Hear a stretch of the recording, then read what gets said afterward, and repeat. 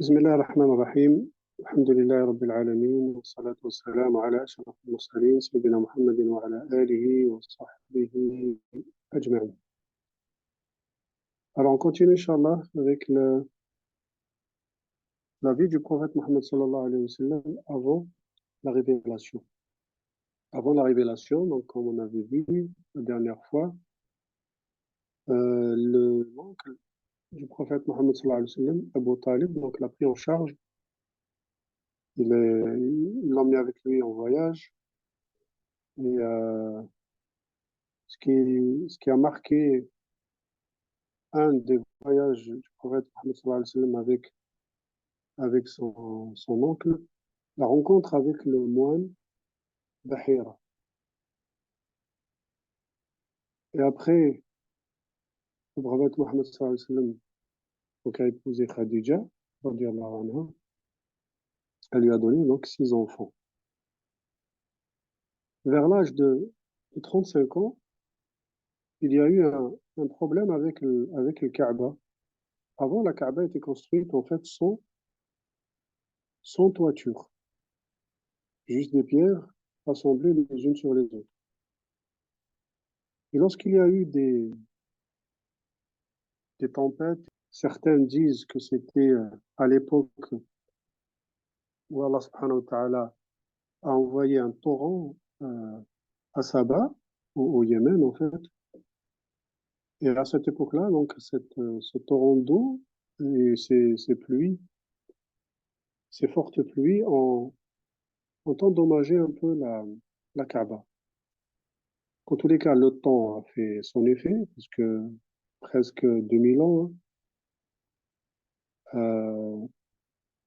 à la construction de la Kaaba, même plus, je crois. Et donc, normalement, d'après les historiens, entre Mohammed sallallahu alayhi wa sallam et Ibrahim alayhi salam, c'est à peu près 2000 ans. Donc,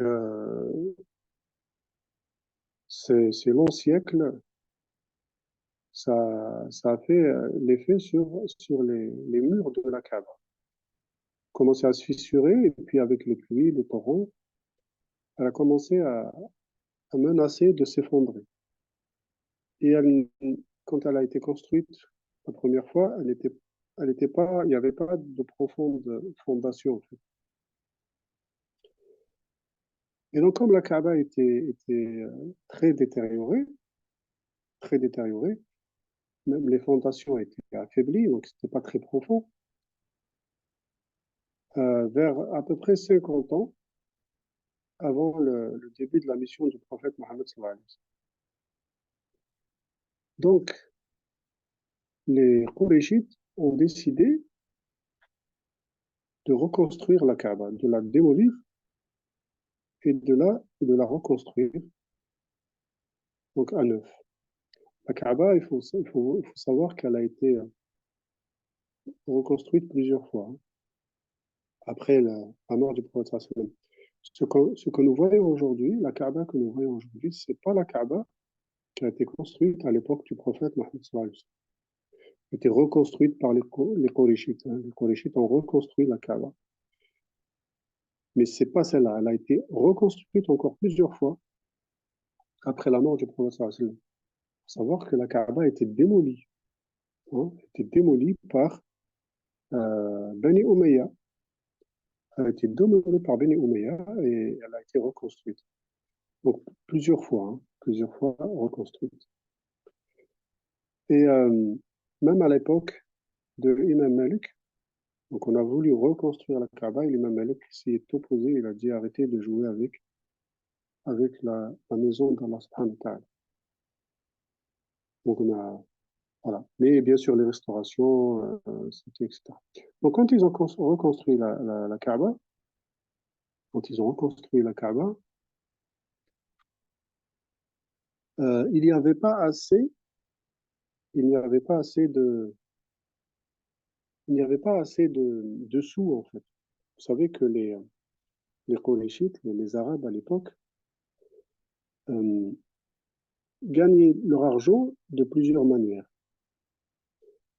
Il y avait des gains licites, halal, pas de problème, il y avait des gains licites, hein, le commerce, etc. Mais il y avait des gains qui étaient illicites. Donc, ils gagnaient de l'argent de manière illicite. C'est-à-dire l'usure, ils prêtaient de l'argent avec de l'intérêt, etc. Ils faisaient beaucoup ça, les Arabes. Bien sûr, il y avait de l'argent qui était issu de vols, etc. Donc, il y avait de l'argent licite, halal, et de l'argent non licite. Quand ils ont voulu reconstruire la Kaaba, ils se sont dit, on va, bien sûr, c'est la maison d'Allah, ils croyaient en Allah. Donc, ils étaient associationnistes, mais ils croyaient en Allah. Ils savaient ce que c'était que le haram et le halal, hein, ils savaient très bien. Et donc, ils ont voulu reconstruire la Kaaba avec de l'argent halal, de l'argent licite. Donc, ils ont rassemblé tout ce qu'ils avaient comme argent halal pour reconstruire la Kaaba. Il faut savoir que la Kaaba n'était pas carrée, pas la forme carrée. Elle était en forme rectangulaire. Elle était à la base en forme rectangulaire. Et donc, lorsque ils ont euh, rassemblé l'argent pour reconstruire la Kaaba avec de l'argent licite, de l'argent halal, ils n'ont pas eu assez d'argent pour la reconstruire comme elle était, rectangulaire. Donc, ils l'ont construit en forme de carré et le reste de l'espace, ce qu'on appelle Hijr Ismail, ils ont mis un demi-cercle, donc un muret qui n'était pas très haut, juste pour délimiter les anciennes fondations de la Kaaba. C'est-à-dire, elle était rectangulaire. Donc, l'espace qui complétait le rectangle, ils ont mis uniquement un demi-cercle, un muret, hein, qui n'est pas très haut. Donc, voilà. Et lorsque ils ont voulu remettre en place la pierre noire, le Hajar al-Aswad, pierre noire, qui est cette pierre qui est mystérieuse en fait. On ne sait pas d'où elle vient. Il y a plein de récits. Un des récits dit qu'elle vient du paradis, hein, du Jannah. Wallahu a'lam. Il y a un récit qui dit qu'elle était blanche et elle est devenue noire par les péchés des hommes. Ce récit-là n'est pas authentique. Il n'est pas authentique, ce récit, hein.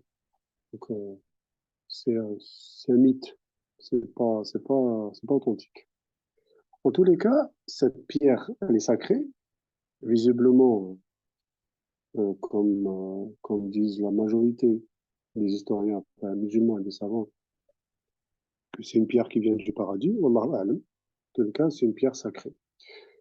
Lorsqu'ils ont voulu la replacer, il y a eu des conflits. Il y a eu des conflits entre les familles, entre les tribus, qui qui va avoir l'honneur de mettre cette pierre noire à sa place. Et donc, il y a eu un conflit qui a failli déclencher une guerre. Vous savez, les Arabes, pour un oui, pour un non, ils déclenchaient des guerres.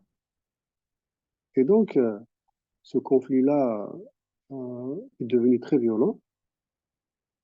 Et il y a une personne qui s'appelle Umayya ibn al-Mughira al-Makhzoumi. Il a dit, on va attendre, on va prendre un juge arbitre qui va nous régler le problème pour éviter le bain de sang. Donc il a dit, la première personne qui va venir à nous, qui va franchir la porte de la mosquée sacrée, eh ben, c'est lui qui va régler le problème entre nous. Et Allah subhanahu wa ta'ala donc, a fait en sorte que ce soit le prophète Mohammed sallallahu alayhi wa sallam qui rentre. Donc dès qu'ils ont vu le prophète Mohammed sallallahu alayhi wa sallam rentrer, ils se sont dit, ah, c'est Al-Amin, le probe, Al-Amin. Donc ils ont dit, vous savez, le prophète Mohammed sallallahu alayhi wa sallam, on l'appelait le digne de confiance, le probe, l'Amin, le Sadiq, l'Amin, le véridique, le probe. Et donc, dès qu'ils ont vu, ils étaient satisfaits, ils se sont dit forcément, il sera un juge équitable. Et donc, tout le monde a accepté l'arbitrage de Mohammed sallallahu alayhi wa sallam. Euh, L'arbitrage de Mohammed sallallahu alayhi wa sallam a donné ceci. Il a dit, chaque chef de tribu, donc on va mettre la pierre sur une couverture, et chaque chef de tribu va prendre un coin, va prendre un coin, et on va la porter ensemble. Et puis, Mohammed sallallahu alayhi wa sallam a placé la pierre à sa place. Donc voilà, juste avant, ce qui s'est passé avant la révélation. Là, on est à 35 ans, le prophète Mohammed sallallahu alayhi wa sallam a 35 ans. Vous savez, la révélation, c'est vers 40 ans. Et donc, avant cette révélation, avant le début de la prophétie, donc le prophète sallallahu alayhi wa sallam aimait s'isoler, on va voir. Donc, l'époque mécoise, vous savez, la biographie du prophète Mohammed sallallahu alayhi wa sallam, la sira, la vie du prophète Mohammed sallallahu alayhi wa sallam, elle est en deux époques, en deux étapes. Il y a l'époque mécoise, qui a duré 10 ans, après la révélation, bien sûr. Hein.